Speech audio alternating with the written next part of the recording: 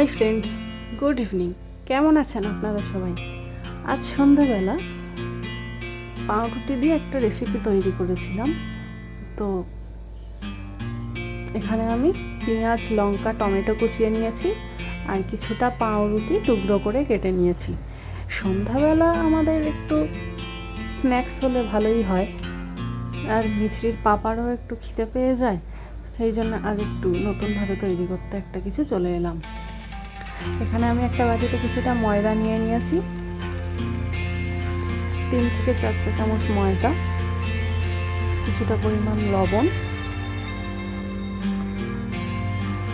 এখানে আমি 2 চামচ মতো লবণ দিয়েছি, সামান্য হলুদ, কিছুটা ভাজা মশলা গুঁড়ো,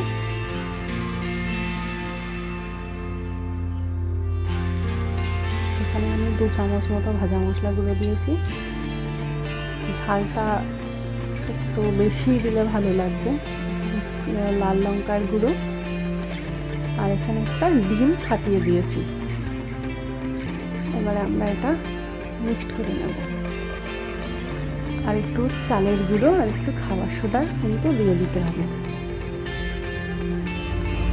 চালের গুঁড়ো দিলে একটু মচমচে হবে, সেই জন্য চালের গুঁড়ো আর একটু খাবার সোডা এখানে অ্যাড করতে হবে। খাবার সোডাটা খুব অল্প পরিমাণে দিতে হবে। এইবার ডিমটা দিয়ে আমরা একটু এটা মিশিয়ে নেব। এরপর কিছুটা পরে আমরা আগে থেকে একটু গরম জল করে রেখেছিলাম, সেই গরম জলটা অ্যাড করে দেব। এখানে ব্যাটারটা দেখছেন তৈরি হয়ে গেছে। তো এখানে কিন্তু গরম জলের পরিবর্তে আপনারা দুধও ব্যবহার করতে পারেন। আমি এখানে গরম জল ব্যবহার করেছি। তো এবার এর মধ্যে পেঁয়াজ, লঙ্কা, টমেটো কুচিগুলো দিয়ে দেবো। এরপর আমরা পেঁয়াজ, লঙ্কা, টমেটো সঙ্গে ব্যাটারটা ভালোভাবে মিশিয়ে নেব। সেই জন্য একটু নাড়াচাড়া করে নেব চামচ দিয়ে। এখানে আমি লঙ্কার কুচি 4টে লঙ্কা কুচিয়ে দিয়েছি, আপনারা চাইলে আরও লঙ্কা দিতে পারেন। আমি যেহেতু বেশি ঝাল খেতে পারি না, সেই জন্য একটু কমই দিলাম।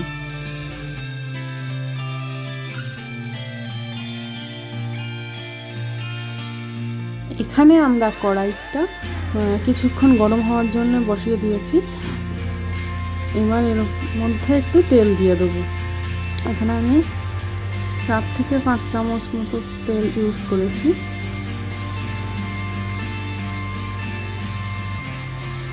যেহেতু আমি রিফাইন তেল ইউজ করছি, সেই জন্য তেলটা কিন্তু ভালোভাবে গরম হওয়ার পরে এখানে ভাজাগুলো করতে দিতে হবে। এখানে আমি ব্যাটারটা আবারও ভালোভাবে মিশিয়ে নিচ্ছি। এরপর আমরা পাউরুটিগুলো ব্যাটারে ডুবিয়ে, পাউরুটির গায়ে যেন ব্যাটারটা ভালোভাবে লাগে সেইভাবে ডুবিয়ে একটা একটা করে কড়াইতে ছেড়ে দেবো।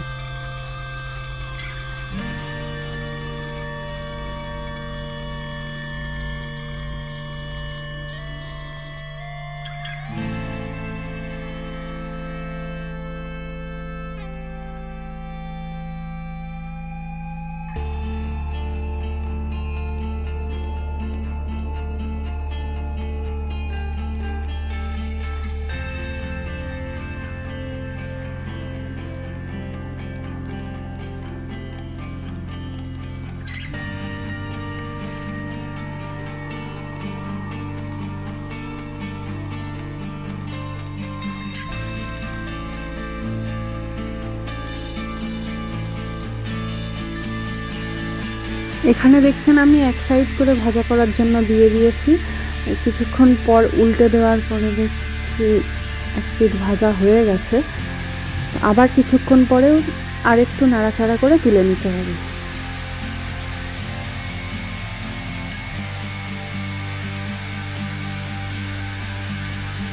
এখানে দেখুন স্ন্যাক্সগুলো ভাজা কিন্তু হয়ে গেছে। আমাদের বাড়িতে তো খেয়ে সবাই ভালোই বলেছে, আমারও ভালোই লেগেছে। আপনারাও খেয়ে কিন্তু জানাবেন কমেন্টে কেমন হয়েছে।